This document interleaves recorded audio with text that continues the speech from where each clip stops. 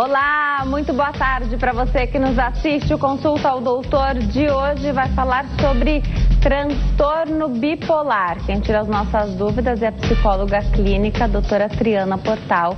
Não saiam daí, o Consulta ao Doutor já está no ar.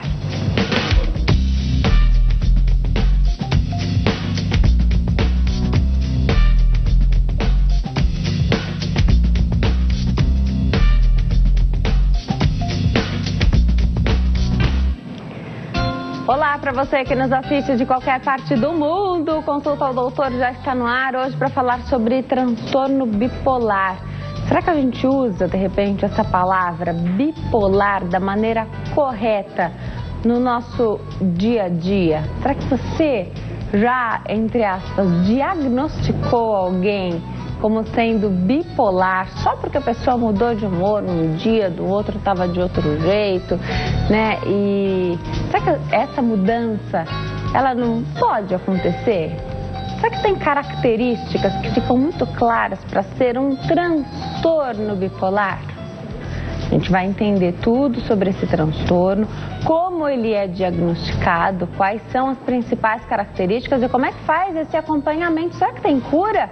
Dá para casar com alguém que tenha o transtorno bipolar? Essa pessoa é um bom pai, um bom filho, uma boa esposa, uma boa mãe? A gente vai entender tudo, então, sobre esse tema. Aproveita para participar, faça suas perguntas pelo telefone a partir de agora, no 0 Operadora 11 3337 5886, 3337 5886, também pelo facebook.com/consulta ao doutor e no facebook.com/Denise Luque. Nas redes sociais, no Instagram, você me encontra no @DeniseLuque. No YouTube, o canal do YouTube é Denise Luque, youtube.com/Denise Luque. Se inscreve lá no canal, você vai ser notificado cada vez que eu publicar um vídeo e aí você corre lá para assistir. Hoje eu tenho o prazer de receber aqui no nosso estúdio a doutora Triana Portal, que é psicóloga clínica, vai falar conosco sobre esse assunto. Doutora, obrigada por ter vindo, adoro te receber. Obrigada eu pelo convite mais uma vez, sempre bom estar aqui com vocês. Eu abri o programa falando que, às vezes, popularmente, a gente acaba dizendo, olha, mudou de humor, ontem estava de um jeito, aí hoje de outro, de manhã estava fácil de lidar com determinada pessoa, olha agora como é que tá. Fulano é bipolar. Será que a gente pode estar usando esse termo de maneira incorreta, só porque de manhã a pessoa de repente estava num humor ou numa felicidade X, de repente recebeu uma notícia que não foi muito agradável, coisas que nós todos estamos suscetíveis, né? Então de repente o tempo fechou, a cara virou, né? Você não tá para muitos amigos ali naquela situação, ou às vezes a gente não favorece também uma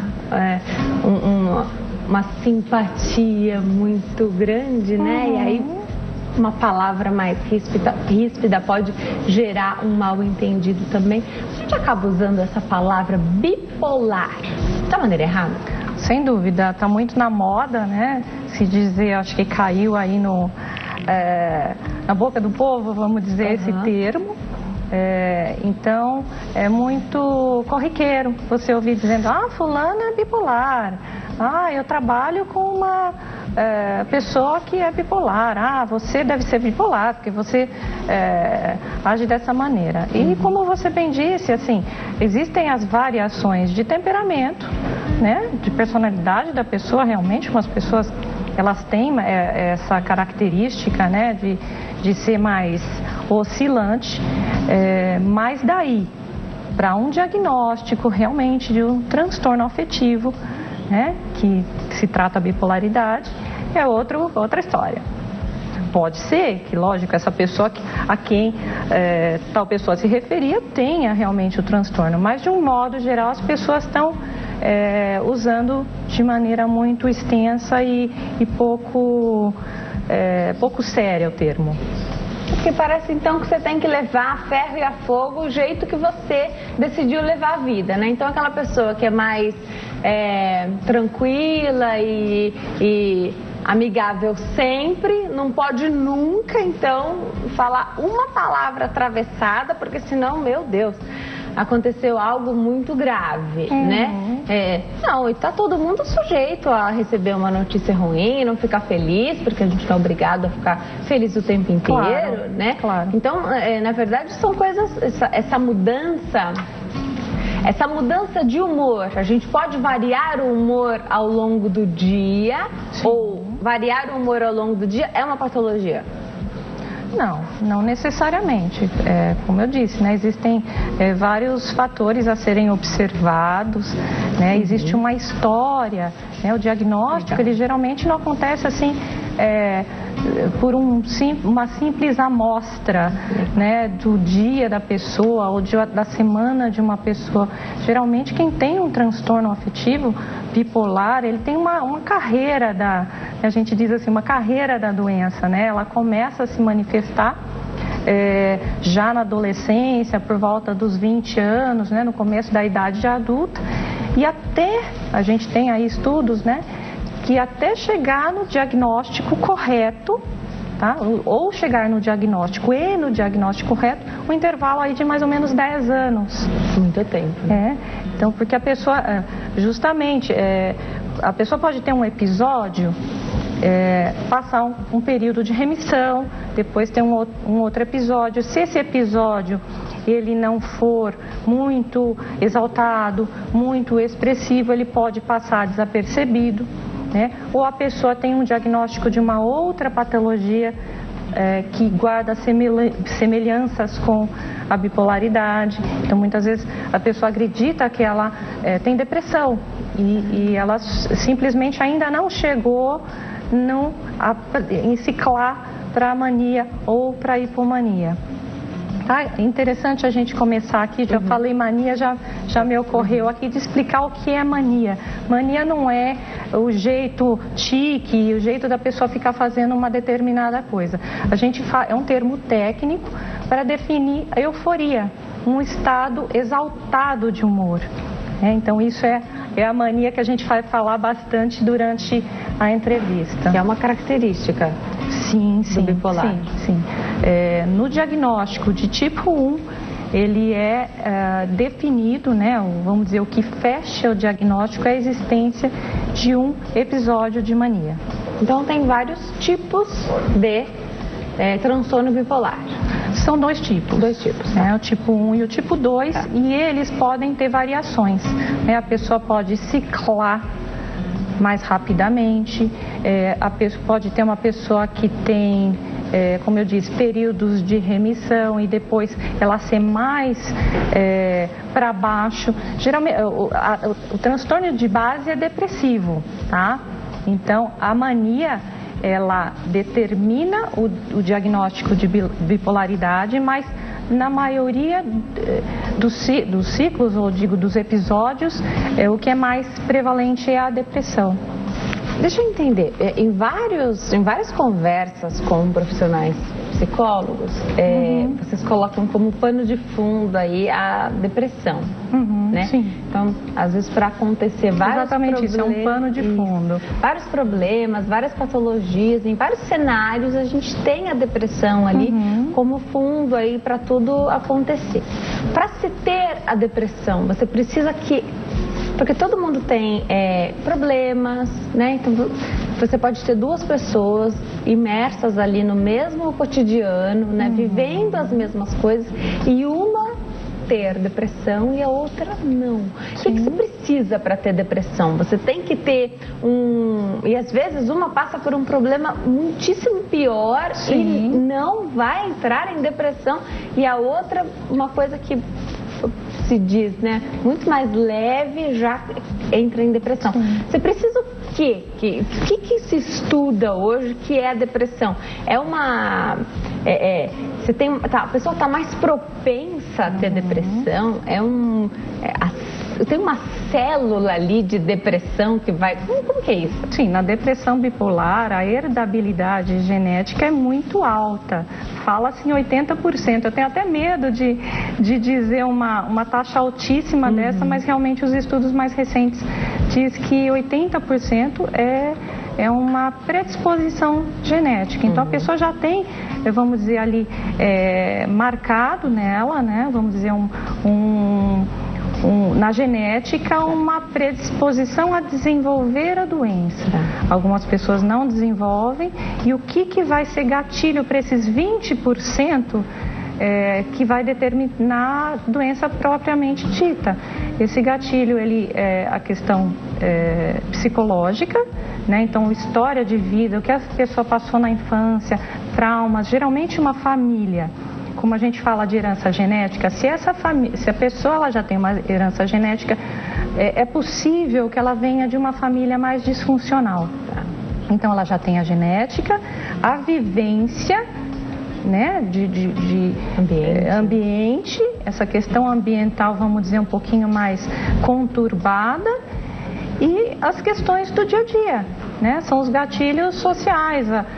Você perde um emprego, você perde um ente querido, dissolve um relacionamento, se separa. Então, somando isso tudo, pode, vamos dizer, eclodir aí a doença. Ela pode ficar ali dormindo por muito tempo, mas muitas vezes ela aparece em algum momento difícil da vida da pessoa. Tá. Aí você falou da mania. Hipomania é não ter a mania, é isso? Não, hipomania é uma mania mais atenuada, né? Então, se na mania a pessoa, em ambos os casos é perceptível para quem está de fora, tá? Porque é um humor muito exaltado. Então, a gente estava falando de temperamento, né? Tem pessoas que são muito para fora, muito extrovertidas, falam alto normalmente, tem aquela coisa de invadir a conversa do outro, de não deixar o outro falar.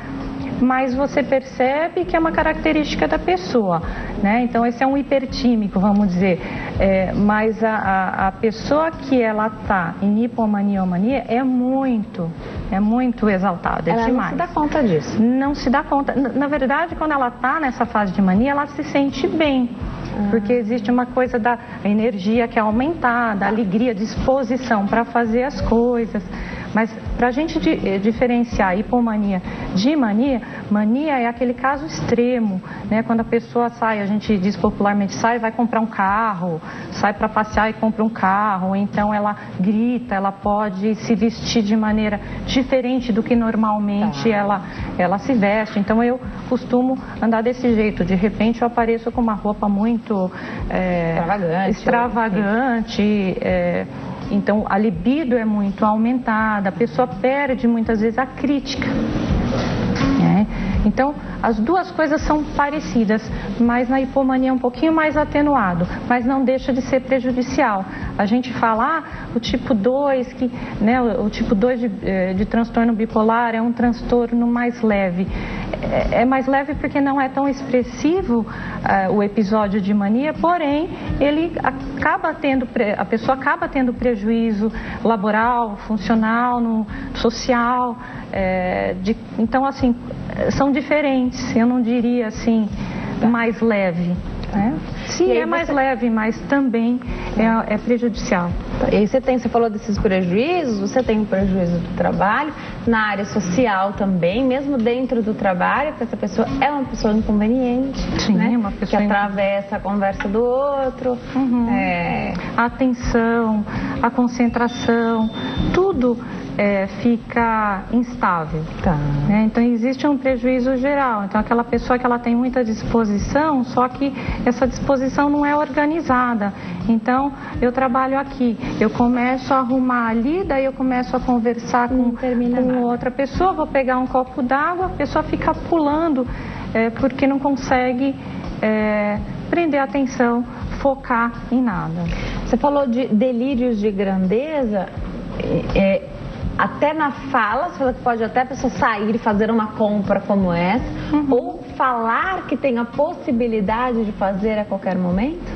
Sim, a pessoa ela se sente muito especial, muito grandiosa, muito rica, ela acha que ela tem poderes maiores do que ela tem, né? Chega realmente em alguns casos de mania, não na hipomania, mas nos casos de mania a ser delirante, né? Então a pessoa acha que ela vamos dizer, filha de famosos ou existem vários casos. Que tem mais poderes do que tem na verdade. Sim.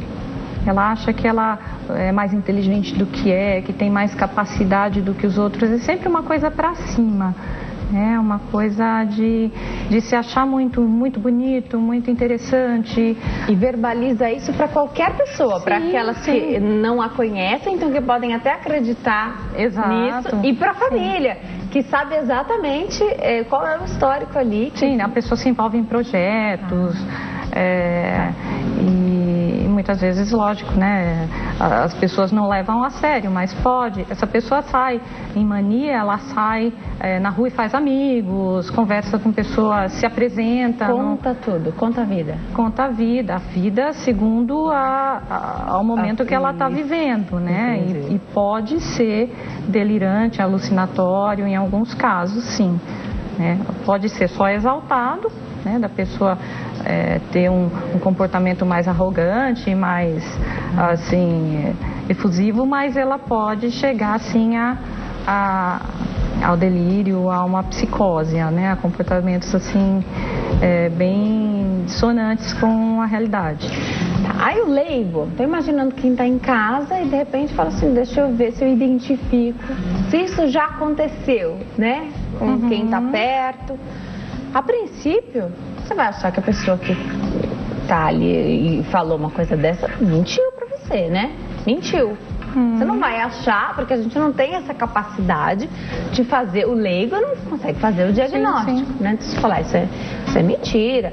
Fulano fala mais do que tem a possibilidade, né? Então você vai desacreditar um pouco aquela pessoa. Então, pro leigo, então para quem tá em casa, a princípio não pensar em fazer o diagnóstico, porque não é essa a nossa função. Mas tomar esse cuidado, de repente. Dá pra gente ajudar essa pessoa, trazer ela à realidade, ou é melhor nem fazer isso? Olha, depende de quanto você tem de intimidade com essa pessoa e o quanto você exerce de força sobre ela. Né? Eu acho que é bem difícil até para familiares e parceiros e tudo isso, principalmente na fase de mania. Na fase de depressão é mais fácil, até a pessoa pode procurar tratamento nessa fase, porque ela sente que precisa de ajuda, que precisa de alguma coisa, que alguma coisa não vai bem. Mas na fase de mania e hipomania, ela acha que está tudo bem, super legal, está tudo super bom. Então, a fase de mania e hipomania é a fase que está lá em cima. Sim, e é uma fase também complicada, porque a pessoa já diagnosticada e em tratamento, nessa fase ela tende a abandonar a medicação. Então a aderência ao tratamento ela vamos dizer, prejudicada nesses momentos, porque a pessoa fala, bom, saí da fase de depressão, estou super bem agora sim eu estou cheia de energia, não preciso mais desse remédio. Perigo. Ou então eu vou tomar menos, né? Eu vou tirar um e vou tomar só esse. Então, nessa fase, quando já existe um tratamento, o tratamento fica, vamos dizer aí, comprometido. Vamos atender a telespectadora? Ana está na linha, fala conosco aqui de São Paulo. Oi, Ana, tudo bem? Boa tarde. Oi, boa tarde, tudo bem? Tudo jóia. Seja bem-vinda, obrigada por ter ligado. Fica à vontade, pode fazer a sua pergunta. Pode perguntar. Então, eu gostaria de saber se o bipolar e a depressão, os dois estão juntos. Ah, boa pergunta. A doutora já falou aqui que tem um pano de fundo e já tem a depressão diagnosticada aí na sua pergunta, ô Ana? Então, o diagnóstico é como se fosse depressão, só que é os dois juntos, porque a gente vê que não é uma coisa esquisita. Quando ele não toma o remédio, ele se transforma. Ele já chegou a agredir, ele já foi internado, e é coisa assim de louco mesmo. E agora ele não tá tomando. Aí ele quer que faz um monte de coisas assim absurdas. Ana, a pessoa está fazendo acompanhamento, toma os remédios, é isso? Não, às vezes ele toma e às vezes não. E quando ele não toma, a gente já percebe que ele não tomou. Tá bom. Obrigada, Ana. Continua assistindo aí que a doutora vai tentar te ajudar. Doutora, tem essa pergunta maravilhosa porque ela traz aí, a gente sabe que quem toma as medicações, o remédio demora um pouquinho para fazer efeito, ele tem efeito colateral, não dá para ficar brincando com o remédio, tomar um dia, não tomar no outro, né? É um tratamento sério. Sim, seríssimo nesse caso. Exatamente. O diagnóstico da depressão. Aí com essa brincadeira de tomar ou não tomar, existe uma variação muito grande aí de humor, e a pergunta da Ana é se pode estar junto com o transtorno bipolar. Sim, o que ela descreve me parece ser um estado misto. É um estado em que a mania, ela existe no sentido de energia, de disposição e tudo isso, mas é um humor exaltado, deprimido. Então, diferente da mania pura, em que assim é tudo para cima, é tudo alegria, é bagunçado, mas é para cima, quando coexiste a depressão nesse estado misto, você imagina uma pessoa cheia de energia e essa energia negativa. A pessoa se sentindo culpada, se achando ruim, com um sentimento de baixa autoestima e tudo isso, mais energia. Nesses casos é perigoso, né? Ela citou internação, em alguns casos a internação é necessária para proteger o paciente, porque existe um alto risco até de suicídio, tá? Nessas situações, nos casos mistos, né? A medicação é importantíssima no tratamento, né? A gente está falando de uma doença crônica, tá? Ela não vai, é como o diabetes, como uma hipertensão que você tem que tratar a vida toda, né? Então, a adesão ao tratamento é muito importante, né? A pessoa não pode variar, ela na verdade ela faz uma bagunça na química cerebral quando ela fica tomando remédio, parando de tomar, ela faz, né? Porque às vezes a pessoa até toma o remédio, mas ela modifica a receita conforme a conveniência ou conforme ela acha, né? Então, olha, esse aqui, o doutor falou para eu tomar um comprimido, mas eu vou tomar uma metade, eu vou tomar dia sim, dia não. Eu vou variar. Então, isso tudo promove aí, vamos dizer, até muitas vezes a precipitação de uma virada maníaca, a virada maníaca quando cicla, né, quando vai para um outro estágio, ou então realmente deixar a pessoa bastante desorganizada. Então, é importantíssimo a pessoa que tem um diagnóstico tomar a medicação direitinho, ter bons hábitos de vida, né? Então parece assim, retórico falar assim, mas você tem que ter uma boa alimentação, você tem que ter rotina. Então parece que isso vamos dizer, secundário, mas não, isso é base, né? Então a pessoa que tem um transtorno bipolar, o sono para ela é uma coisa muito importante. Então a pessoa ela tem que se conscientizar, né, que ela tem uma doença, não usar isso como uma muleta, então eu sou doente, eu posso fazer o que eu quiser, né, e tá tudo certo. Não, ela é maior que a doença, então ela tem que se conscientizar disso, ela tem que entender, eu acho que psicoeducação, né, se fala muito hoje, a psicoeducação é você entender sobre a doença, né, entender o que ela faz no seu cérebro, quais os sintomas, como na vida ela pode te afetar. Então, conhecer a doença, conhecer a medicação. Então, antigamente, os profissionais de saúde tinham uma certa, vamos dizer, prepotência, uma certa arrogância de guardar todo o saber para si e simplesmente determinar, faça isso ou faça aquilo. Então, hoje não. Hoje a gente tem uma outra postura de educar o paciente para que ele entenda sobre a sua doença, entenda a importância da medicação, dos hábitos de vida, até para ele perceber quando está chegando a doença. Porque muitas vezes a pessoa tem, do que eu falei, períodos de remissão, períodos em que ela fica bem.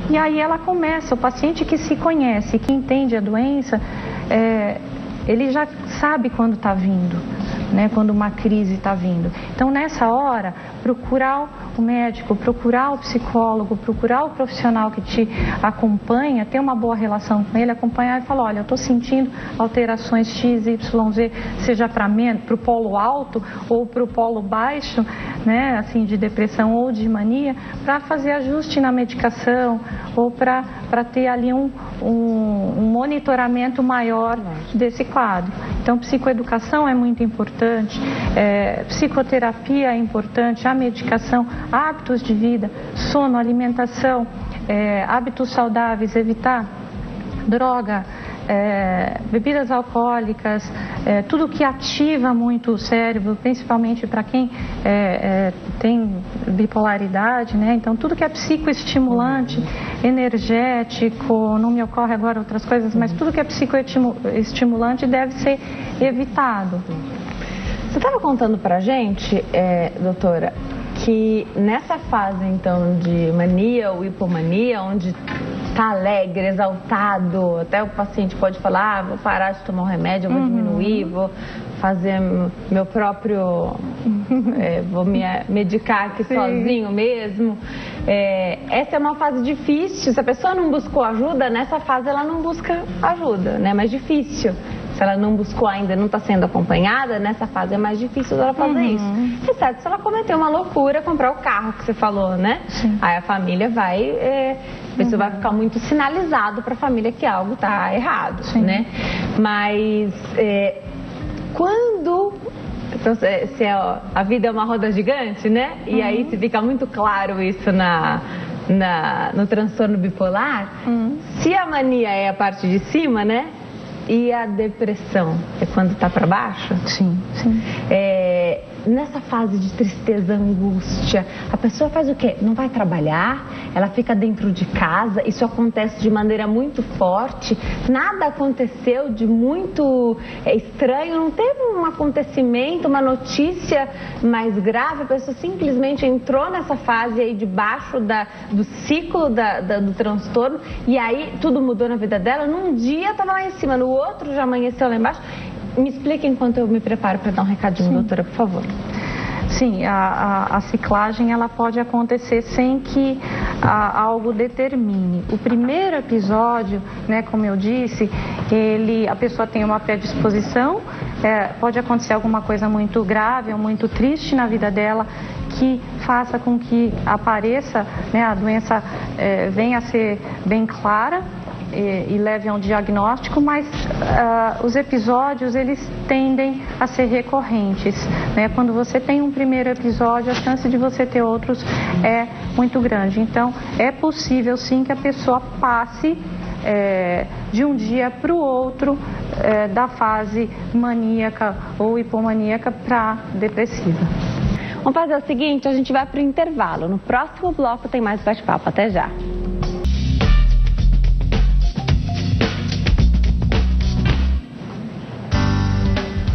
Nós estamos de volta ao Consulta ao Doutor. Hoje fala sobre transtorno bipolar. Quem tira as nossas dúvidas é a doutora Triana Portal, psicóloga clínica, está explicando tudo para nós. Doutora, a ideia é que a gente consiga ter... A gente está falando de algo que provavelmente não tem cura, certo? Sim, sim. Mas há controle. Há controle. E a gente quer que as pessoas consigam trabalhar, se casar, se relacionar, né? Que as pessoas funcionem na sociedade normalmente e não estigmatizadas como popularmente, erroneamente, muitas vezes, as pessoas acabam usando esse termo bipolar. Fulano é bipolar. Então você exclui a pessoa, ele é bipolar. Então, olha, não presta atenção no que ele fala, não, né? Você meio que desacredita a pessoa, né? Então você acaba estigmatizando ali. A ideia é que uma pessoa bipolar, que tenha o transtorno bipolar, consiga trabalhar e esteja no meio aqui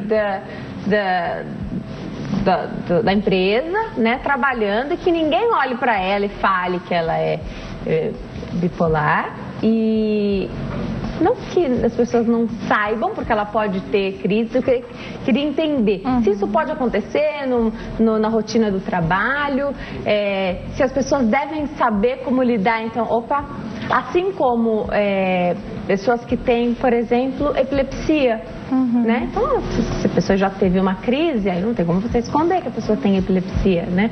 Mas não está escrito na cara de ninguém, né? Queria entender. E a pessoa não tem que ficar estigmatizada. Mas existe esse estigma. Mas tem um estigma. Queria entender isso. Como deixar a pessoa, então, muito funcional, como qualquer um de nós, e ao mesmo tempo, qualquer pessoa não pode ter um momento ali de muita... A pessoa ficou nervosa com uma determinada situação, então, e saiu ali dos eixos, por exemplo. Não significa que ela é bipolar. A gente já abriu o programa falando isso. Queria entender. Sim, mas quando a gente está falando, vamos dizer, de um transtorno mental, né, de uma doença que, assim, por muitos anos, né, até hoje existe um estigma, existe o preconceito, é muito difícil lidar, porque assim, é muito desculpável, vamos dizer, muito louvável quando uma pessoa, por exemplo, o diabético ele tem uma crise de hipoglicemia. Nossa, coitado, nossa, vamos ser solidários. Agora, quando a gente trata de transtornos mentais, né, de doenças psicológicas, psiquiátricas, não existe essa, vamos dizer, essa colaboração das pessoas, não existe esse entendimento pelo ambiente. Então, realmente é mais difícil conviver. As pessoas com transtorno bipolar, elas... Parece que é bem o contrário, né? Sim. Então, existe muita cobrança, né? Então, como você falou, poxa, mas essa pessoa também existe, isso aconteceu uma coisa muito pior para outra pessoa, mas ela não desenvolveu uma depressão. Então, é muito confundido com uma falha de caráter, com falta de disposição, e não é, tá? Existe ali uma alteração química no cérebro que determina isso, associado a esses outros fatores ambientais. Não é só uma coisa de força de vontade. Então, uma pessoa não vai curar, ou ela não vai melhorar, ela não vai sair de uma crise com força de vontade. Não tem isso, gente. Né? Precisa de tratamento, medicação. Então, a pessoa pode ter uma história, isso é muito triste, mas é a realidade, a gente está aqui para informar. Então, uma pessoa com transtorno bipolar ou com outros transtornos mesmo de personalidade, que a gente já falou aqui, ela pode ter uma história muito triste de vida, de perda de emprego, de perda de amigos, de perda até de patrimônio, porque nessas crises a pessoa sai e vai comprar tudo, faz doação, né? Então, se a pessoa entra vamos dizer, num episódio de mania e ela cisma que ela é uma pessoa que vai doar tudo que ela tem, vai fazer um voto de humildade, alguma coisa assim, ela vai nisso. Então tem uma história de perdas em todos os sentidos para essa pessoa. E quando ela está na fase da depressão, existe muita culpa, né? Então a pessoa se compara, poxa, o meu amigo que estudou comigo, ele tem já uma família, ele está feliz com os filhos e o meu casamento não deu certo, ou ele cresceu na vida, né? Evoluiu, né? Questão financeira e tudo isso mesmo de trabalho, de conquistas, e eu estou aqui. Então existe uma culpa muito grande, um arrependimento, né? Como se a pessoa tivesse condições de controlar essa crise, ela não tem, mas o arrependimento vem. Né? Ou de ter ofendido um parente, né? Ou de ter na crise ofendeu um parente, xingou o chefe e foi mandado embora. Meu Deus, por que eu fiz aquilo? Né? Mas não era uma coisa de escolha naquele momento. Então realmente isso é o paciente não controlado. O paciente não controlado. O paciente que está fazendo uso que é diferente. Às vezes o paciente está diagnosticado, está fazendo um tratamento, mas não está ajustadinho ainda o tratamento. Sim. Então pode escapar alguma crise. Exatamente. Tem a questão também de diagnóstico equivocado. Tá. Então, como a gente falou, o transtorno bipolar, ele tem a depressão presente, muito presente. Então, muitas pessoas são diagnosticadas com depressão. E na verdade... Né? E aí, o que acontece? É medicada com antidepressivo. O antidepressivo não é o remédio ideal para quem tem transtorno bipolar, porque ele pode precipitar a virada maníaca. Ele não trata-se transtorno bipolar com estabilizadores de humor, que é para manter esse humor equilibrado, para evitar essa oscilação para o polo alto e baixo. O antidepressivo, ele vai, vamos dizer, banhar o cérebro aí de serotonina e fazer com que vire essa mania. Então, o que acontece muitas vezes é a pessoa diagnosticada porque ela só apresentou até o momento a depressão. E ela é diagnosticada erroneamente ou, né, de forma equivocada, e ela toma a medicação que não é para ela, tá? Outra coisa é mesmo que a pessoa tenha um bom diagnóstico, toma os estabilizadores de humor, bonitinho, direitinho, mas os ajustes de dose, eles precisam ser feitos eventualmente e de tempo em tempo. Por isso que eu falo da relação profissional de saúde paciente, né, tá sempre ali muito sintonizado, percebeu que não está bem, procura o profissional. Acontece também, assim, dos efeitos colaterais.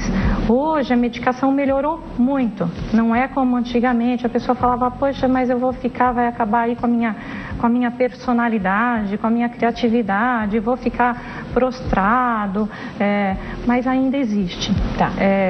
Então, os efeitos colaterais, eles têm que, assim, eles não podem ser maiores do que, vamos dizer, o transtorno, né? Mas eles podem existir. É uma questão aí de custo-benefício, risco-benefício. A gente tem que medir. Então, existe medicação com poucos efeitos colaterais, né? Mas sempre vai ter um. Agora, a medicação, ela também pode, às vezes, demora para ajustar, como você salientou. Então, comece o tratamento. Não necessariamente aquele primeiro remédio vai dar certo para você, né? Às vezes um outro não está indo bem aquele, existe outro. É muito bom que hoje em dia a gente tem uma vasta gama aí, né, de medicação para se optar em cada caso, né, diferente de antigamente. Então, tem que fazer sempre o ajuste, tem que estar sempre de olho, se conhecer. E o tratamento, mais uma vez, né, eu vou enfatizar muito isso, que não, o remédio sozinho não faz milagre. Então, para a pessoa ter uma vida, como você falou assim, mas a pessoa pode ter filhos, ter um casamento feliz, ela pode ter um emprego, ela pode sim. Né, ela pode viver 100%, desde que ela se conscientize e tenha controle da sua vida. Né, isso acho que para tudo. Então, se a pessoa ela mantiver uma rotina de sono, né, hábitos saudáveis, tomar medicação direitinho, se conhecer, ter bons amigos, né, boas relações, ela vai ter uma vida boa. Agora, se ela simplesmente transferir a responsabilidade para o profissional de saúde, seja para o terapeuta, seja para a medicação ou para os familiares, não, eu sou doente, você tem que me aguentar assim. Não vai funcionar. Realmente a coisa vai ficar sombria. Verdade. A Vaneide está na linha aqui de São Paulo, fala conosco. Oi, Vaneide, tudo bem? Boa tarde. Boa tarde. Seja bem-vinda, obrigada por ter ligado. Pode fazer sua pergunta. É que eu tomo remédio, né? Eu já tive depressão, eu tomo remédio antidepressivo. Tá. Tem hora que me dá vontade de eu entrar nesse quarto, dá vontade de eu quebrar tudo, dá aquela coisa na cabeça, me dá vontade de eu quebrar tudo, né? E me dá vontade de eu ficar lá no quarto, no escuro, só que sou passageiro, isso. Então eu queria saber se isso faz parte do bipolar. Faz tempo que você está com o mesmo medicamento, Vaneide? Você continua indo ao médico? Não, continuo. Faz a terapia? Eu faço no neuro, né, e no psicólogo. Tá bom. Obrigada, Vaneide. A doutora vai tentar te ajudar. Vaneide, obrigada por participar. Eu vou tentar, né, te ajudar. A gente tem vamos dizer, pouca informação, né? Mas pelo que você me relata, você é tratada para depressão com antidepressivos e tem momentos em que a agressividade fica muito exacerbada, muito aparente, tá? Isso pode sim. É uma coisa que faz parte, a impulsividade, a agressividade, ela pode fazer parte de um transtorno bipolar. Mas a gente não pode fazer aqui, né, com tão pouco subsídio um diagnóstico, né? Então converse direitinho com o seu neuro, com o seu médico, se possível consultar um psiquiatra, que é a pessoa mais preparada para entender essas questões aí de depressão e transtorno bipolar, para avaliar se você realmente tem depressão ou se uma depressão com traços de bipolaridade ou se é um transtorno bipolar que está sendo tratado como uma depressão, que foi o que a gente acabou de falar. Eu vou seguir aqui a nossa fala, que existem comorbidades, né? O transtorno bipolar, ele pode cursar com ansiedade, com transtorno de personalidade, muitas vezes o alcoolismo, a pessoa é diagnosticada com o alcoolismo, na verdade é um transtorno bipolar, porque a pessoa que tem bipolaridade, ela tende a esse descontrole do impulso e usa a bebida como uma forma aí de se automedicar, né? Então, existem essas comorbidades, ou seja, a doença cursando junto com uma outra doença, e existe equívocos de diagnóstico. Perfeito. Doutora, vai me preparar para dar um recadinho? Enquanto eu chego até lá, você estava me contando sobre as medicações que são utilizadas para o transtorno bipolar, que são os estabilizadores de humor. E há muito preconceito com os remédios dessa área psiquiátrica. Sim. Né, doutora? Então, você precisa do acompanhamento do psiquiatra e, juntamente com isso, a pessoa continua fazendo a terapia, né? Aí a pessoa fala assim, mas doutora, eu vou tomar o estabilizador de humor, vai parecer que eu estou andando na nuvem, assim, né? Então vai parecer que eu não estou sendo eu mesma, não vou conseguir reagir à minha própria vida. Para deixar claro para quem está em casa, um dia já foi assim, hoje não é mais desse jeito, as medicações mudaram, hoje a pessoa realmente, o efeito do remédio é realmente nesse nível de química cerebral, para não deixar esses estímulos dispararem, para a pessoa não ter picos lá em cima nem lá embaixo, demora para fazer efeito. Eu sempre falo que terapia é fundamental, né? Para você ter esse controle. Você falou de controlar sua própria vida, até quem não tem problema nenhum. Sim. Fundamental, né? Que se você parar para pensar, como anda aí a sua vida, né? Se você tem que ter as rédeas da sua própria vida sempre, né? Conta um pouquinho pra gente enquanto eu caminho para dar um recado, doutora, por favor. Então, a função da medicação, seja dos estabilizadores de humor, dos antipsicóticos, antiepiléticos, que são medicações também que são usadas aí para tratar o transtorno bipolar, a função dessa medicação não é dopar ninguém, não é deixar ninguém dependente dessa medicação, e sim equilibrar a química cerebral, dar qualidade de vida para a pessoa. Então, tem que tirar essa ideia de que não vou ser eu mesmo, ou de que vai me fazer mais mal. Eu já ouvi paciente dizendo, vai me fazer mais mal do que bem. Não, você está errado. A medicação, ela serve para dar qualidade de vida, para ajudar o paciente, né? E se ela não está fazendo bem, ela tem que ser ajustada. A medicação sempre pode ser ajustada, tá?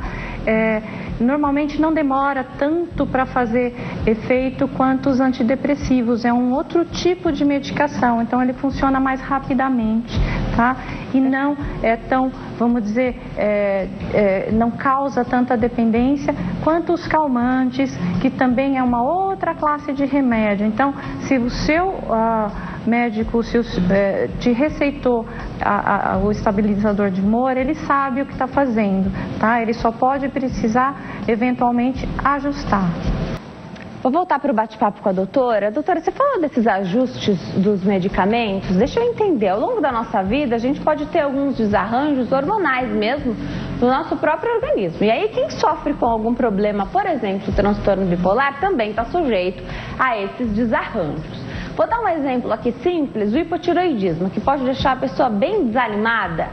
Isso pode confundir ou mascarar ou ainda piorar, potencializar essa parte de baixo aí, quando a pessoa fica mais triste na depressão, né, com relação ao transtorno bipolar?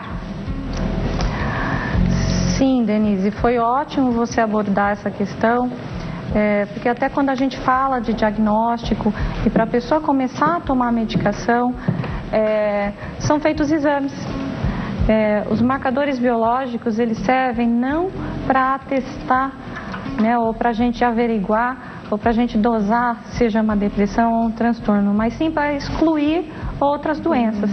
né? Então, muitas vezes a pessoa justamente ela está sendo tratada por depressão e ela tem hipotireoidismo. Então, os marcadores biológicos eles servem para excluir outras doenças e para se ter certeza do diagnóstico. Se coexistem a questão do transtorno mais uma doença clínica, aí assim, são dois tratamentos diferentes. Perfeito.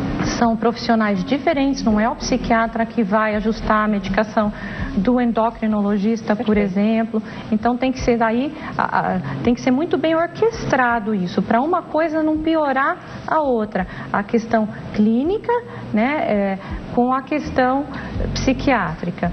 Então tem que realmente ter maior cuidado ainda. Perfeito. Mas sim, pode confundir.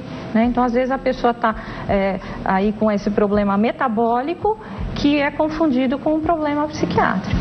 Perfeito. A Sidneia está na linha, fala conosco aqui de São Paulo. Oi, Sidneia, tudo bem? Boa tarde. Boa tarde. Seja bem-vinda, obrigada por ter ligado. Fica à vontade, pode fazer a sua pergunta. Tá, eu queria saber com a doutora, porque eu tenho ansiedade, crise de ansiedade, e tenho depressão. Após isso dá aquela tristeza, né? Eu fico deitada, eu choro. Aí depois eu sou muito agressiva. Eu tenho que ser tudo do meu jeito. Alguma coisinha que dá errado, eu já agrido mais o meu esposo, né? As pessoas de fora, eu penso um pouco mais assim mesmo. Já aconteceu de eu agredir muito. E é que nem assim, parece que sobe um fogo de repente na minha cabeça, e dá aquele estalo, e aí meu nervo, e aí eu solto aquelas palavras pesadas, eu agrido mesmo, não xingo, mas eu grito. E eu queria saber se é um transtorno, porque eu trato só com a psiquiatra, eu trato só dessa parte da ansiedade e da depressão. Eu gostaria de saber se eu preciso procurar um outro médico, né? Porque eu sou muito agressiva. Ao mesmo tempo que eu tô calma, uma coisinha que faz errado, eu já noto na hora. O meu esposo, ele sofre demais comigo por causa disso. Eu tô triste porque eu não quero ser assim. Eu não posso ser assim e eu não consigo controlar. Quando eu já fiz, aí eu choro, caio em crise de choro e fico triste até ele me perdoar, né, do que eu fiz. Sidneia, obrigada pela sua pergunta, obrigada pelo seu relato, por confiar aqui no Consulta ao Doutor. Vamos fazer o seguinte, a gente vai para o intervalo. No próximo bloco, a doutora Triana vai explicar aí um pouquinho, dar uma luz aí para a sua pergunta, viu, Sidneia? Não sai daí não, até já.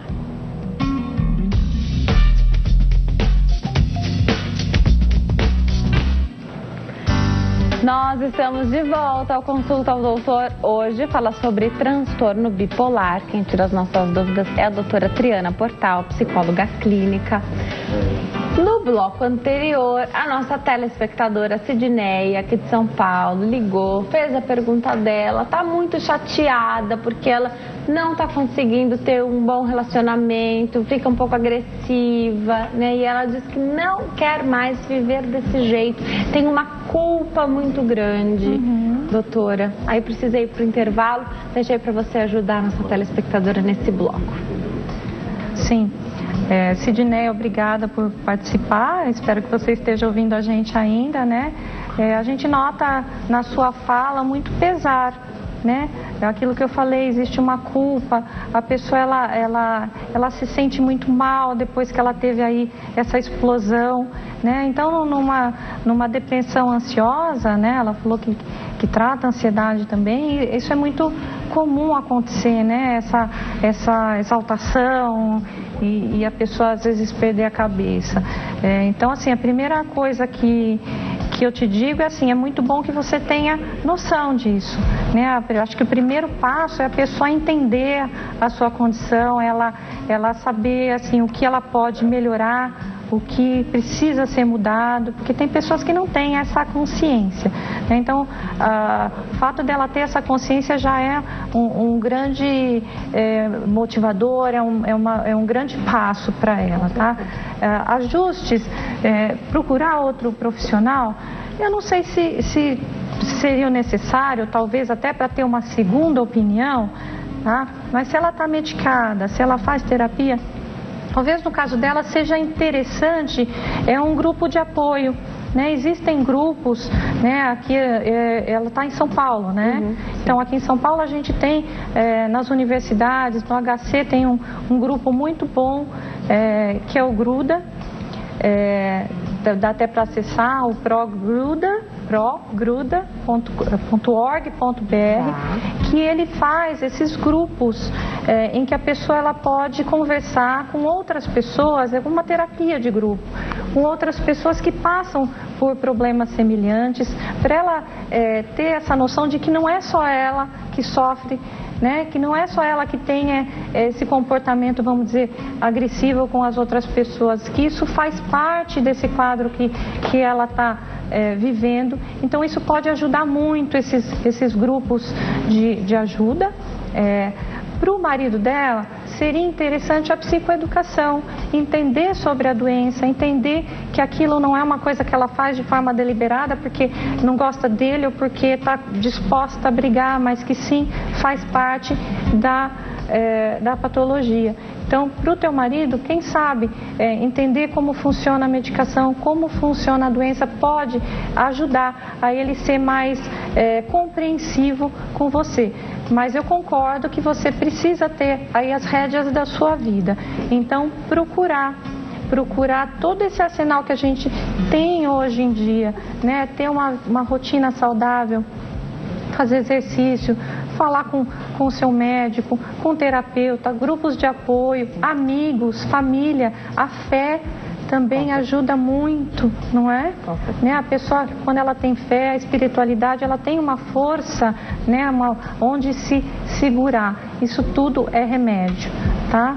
Então, procure sim, não fique parada aí nesse estágio achando que o mundo acabou, que as coisas só tendem a piorar. Se você segurar na sua vida, você consegue sair dessa, ter uma vida boa, né? Mesmo sendo que seja uma doença crônica, mas sim, se você se cuidar direitinho, você tem aí 100% de uma vida bacana.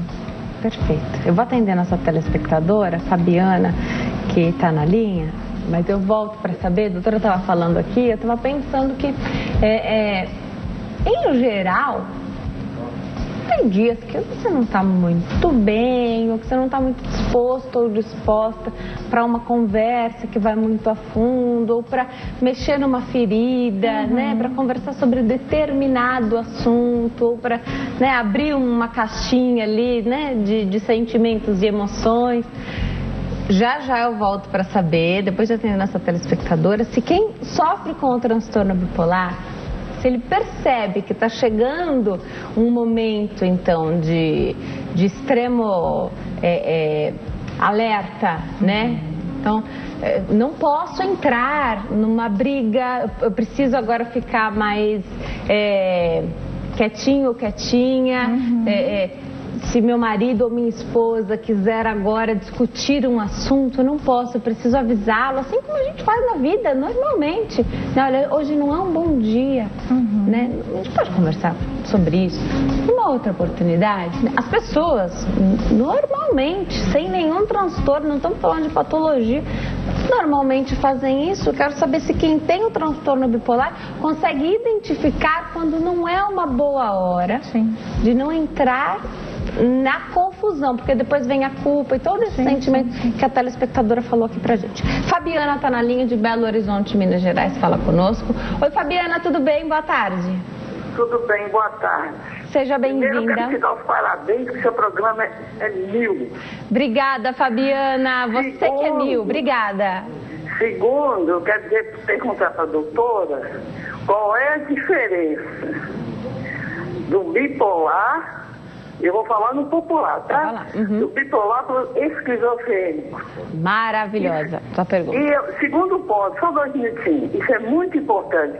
Por exemplo, se um cidadão tem o bipolar, existe a possibilidade desse bipolar se transformar em esquizofrenia? Eu estou ouvindo, muito obrigada, e nota 1000 para vocês. Um abraço. Tchau. Obrigada, Fabiana. Um beijo enorme para você.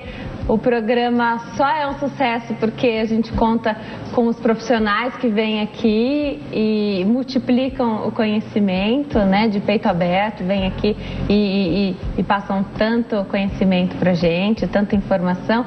E você que está em casa, assiste a gente, confia, né, e participa fazendo a sua pergunta, enriquecendo aí o Consulta ao Doutor. Muito obrigada, viu? Doutora, como é que a gente ajuda aí? Fez pergunta maravilhosa, Fabiana, né? Sim, Fabiana, obrigada por participar.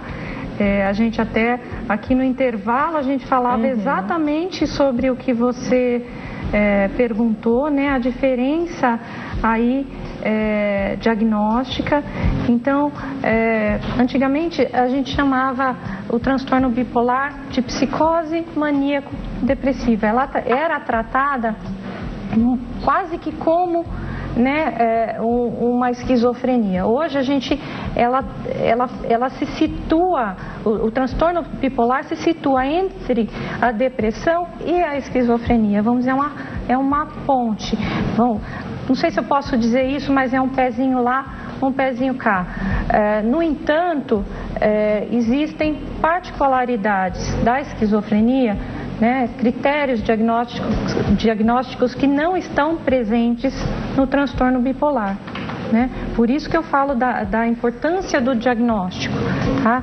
Mas o esquizofrênico, ele tem uma cisão com a realidade, né? Ele é muito maior do que no transtorno bipolar, que se caracteriza como, vamos dizer, uma doença da instabilidade, né? A esquizofrenia já é uma doença de base mais complicada, vamos dizer assim.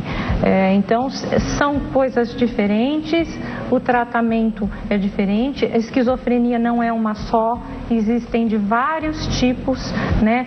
Cada tipo de esquizofrenia se manifesta de uma maneira diferente, mas geralmente é muito mais desorganizado do que um transtorno bipolar.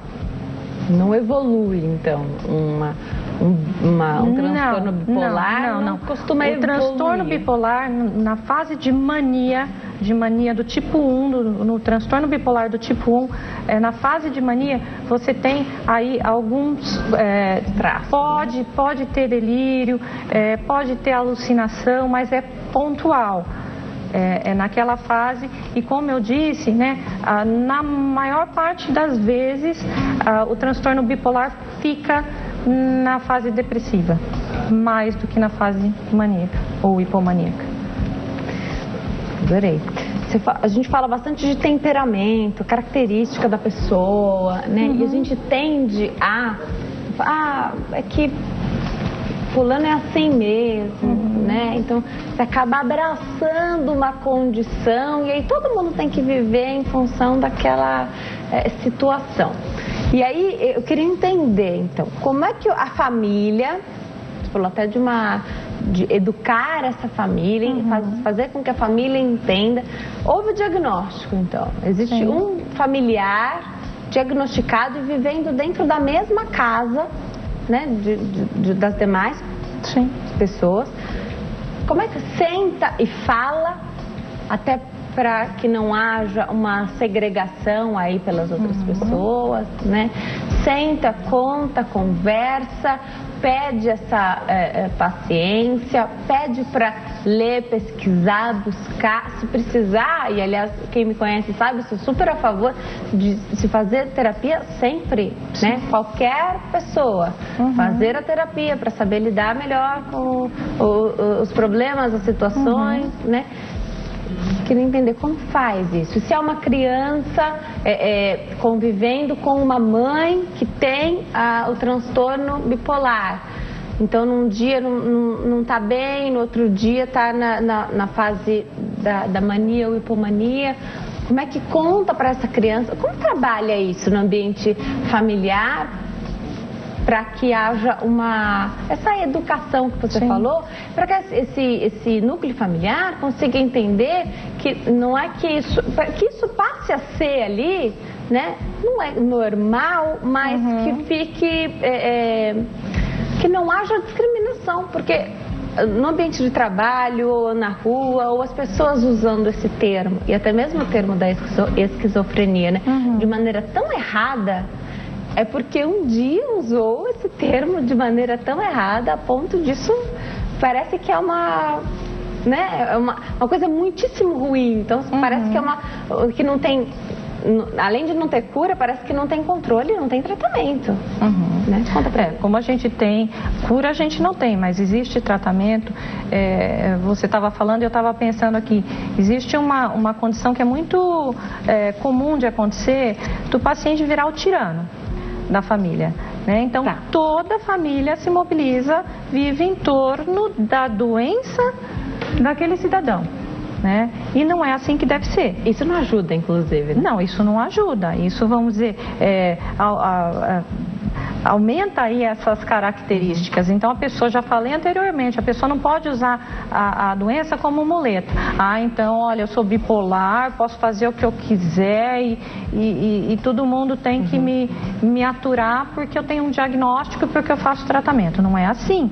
A pessoa sempre tem que ser maior que a doença, né? Então existe uma questão ali, nos picos, nas crises, né? Tem que ter uma compreensão da família, um olhar diferenciado, né? A família até tem que estar muito atenta ao pródromo, né? Que assim, o que precede uma crise, você vê que o seu familiar ali está mudando, então ele está numa fase, vamos dizer, de remissão, de normalidade, aí começou a ficar ali, dormir demais, está sem energia. Então, assim, isso é um preditivo de que a pessoa está entrando na fase depressiva, ou o contrário, a pessoa passa a não dormir, porque isso é uma característica muito, muito forte da mania, pouca necessidade de sono. Então, a pessoa com 3, 4 horas por noite, ela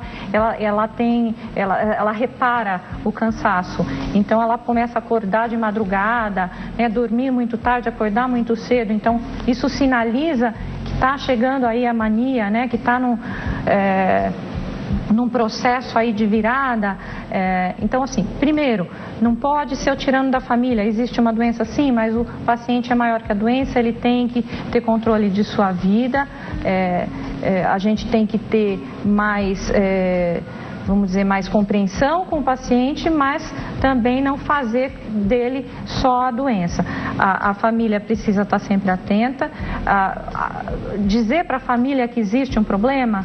Eu acho que a família é a primeira que identifica, muito antes até do paciente. Até quando chega no profissional, quem é, a gente faz a entrevista, né? Às vezes não sabe o nome, né? Sim. Mas sabe que tem. Então você conversa com o paciente, né? Faz aquele exame psíquico todo, mas quem conta a história, né? Os antecedentes, toda a história da doença vem através dos familiares. Né? Então, vamos dizer, eles já conhecem aquilo, eles só precisam nomear e entender o funcionamento, tá? E a pessoa também, conhecendo, se conhecendo, tendo essa psicoeducação, ela percebe vindo. Você tinha falado, isso, né, antes. Exatamente, acho que dá pra gente encerrar com essa pergunta, faltam 5 minutinhos. A pessoa está percebendo a hora da virada, né? Você usou esse termo aqui, porque o problema é a virada. Sim.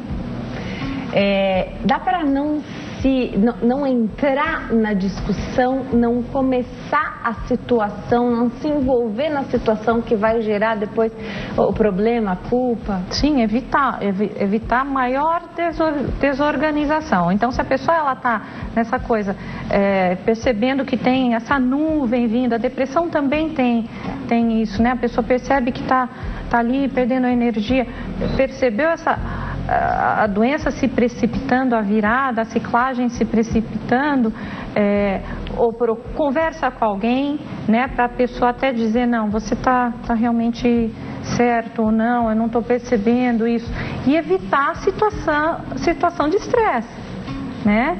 os patógenos, aí evita. Então a pessoa já está com a cabeça desorganizada, ela não vai para uma festa, ela não vai visitar aquela pessoa que ela não se dá bem, ou então evita entrar em discussão no trabalho, ou se possível, né, se puder ali tirar uma licença por um período, enfim, né, ela precisa tomar alguma medida para evitar danos maiores. E eu já falei também, vou repetir, em alguns casos a internação ela serve não como, antigamente se falava que a internação era para castigar o paciente, alguma coisa, não, é para proteger ele dele mesmo, né, das consequências. O risco de suicídio é altíssimo no transtorno bipolar, mais do que em outros transtornos e do que a depressão, tá? Eu não me lembro de números aqui agora, mas realmente é muito maior, principalmente quando a pessoa está no estado misto, tá? Que é quando existe a mania, tem toda aquela energia, mas a energia é para baixo, a pessoa tem sentimentos de culpa, de menos-valia, então tem que tomar muito cuidado nesses momentos. E por isso que eu falo de ter controle da própria vida, porque como é uma doença que ela acaba prejudicando a vida, uma vida de muitas perdas, muitas vezes de sofrimento, a pessoa tende, né, o transtorno bipolar, ele tende mais do que os outros transtornos, a abuso de droga, abuso de álcool, tabagismo, até criminalidade, né? Existem pesquisas, por quê? Porque a pessoa ela se desorganiza de tal maneira, e se não tiver esse controle, realmente é muito grave. E a pessoa tem que interpretar esse grave, de uma doença grave, não de uma forma negativa, grave para ter comprometimento com a doença, né? E assim, mesmo o diagnóstico não é um rótulo, mas sim um direcionamento, é uma luz para a pessoa saber o que faz, para poder se tratar direitinho para a doença certa. Você falou de tabagismo, alcoolismo, alguns gatilhos que a gente sabe que já são super conhecidos, né? Mesmo cafeína em algumas situações, né? Então, mesmo café, quem gosta de tomar e não pode. Existem perfis de pessoas, para a gente encerrar, que podem favorecer a recaída do paciente. Então, você se envolver ou estar mais próximo de pessoas que são mais positivas, pessoas com um determinado perfil e não de outro, em detrimento de outro, que acho que para cada um, não sei se vai ser diferente, ou que o paciente vai ter que identificar juntamente com a família. Que vai favorecer esse tratamento e evitar recaídas, porque convivendo com pessoas, tem gente que é mais animado e isso torna o ambiente mais legal e nos torna mais animados, e outras pessoas que às vezes deixam o ambiente mais pesado, que não é tão bom. Como é isso? Sim, sem dúvida. Pessoas que promovem o bem-estar, se você tem um bom relacionamento, né, amigos queridos, pessoas comprometidas que realmente querem o teu bem, isso vai aí te proporcionar um maior bem-estar e te ajudar aí no controle da doença. Da mesma forma que relacionamentos destrutivos, pessoas que também têm aí algum problema muito grave não tratado, essa pessoa, vamos dizer, ela contribui negativamente. Então, isso é um outro ponto a se observar, né? Como todas as outras coisas que eu falei, manter rotina, hábitos saudáveis de vida, e hábitos saudáveis de vida incluem você se relacionar com pessoas boas, com certeza, estáveis. Com certeza. Eu vou deixar os contatos da doutora. Adorei que você veio hoje. Esse assunto é muito interessante. A gente recebeu várias perguntas aqui. YouTube. No YouTube, você se inscreve no canal da doutora. É só escrever Portal Triana lá no YouTube. Você vai encontrar os vídeos da doutora. Portal Triana. No Facebook, você escreve Espaco de Saúde Morumbi. Porque não tem cedilha, não tem o acento aí no U de saúde. Então, Espaco de Saúde Morumbi. E o site é www.trianaportal.com.br. Doutora, está mais do que convidada a voltar Adoro nossos bate-papos. Fique à vontade sempre, viu? Obrigada. Obrigada a você. Boa tarde para todo mundo. Obrigado pela audiência e certamente voltarei. É sempre um prazer muito grande. Obrigada. Com certeza esclareceu tantas dúvidas. Esse tema gera realmente muitas perguntas. Obrigada a você que escolheu ficar bem informado aqui conosco hoje. Fiquem com Deus. Até amanhã. Tchau. Obrigada, doutora. Obrigada.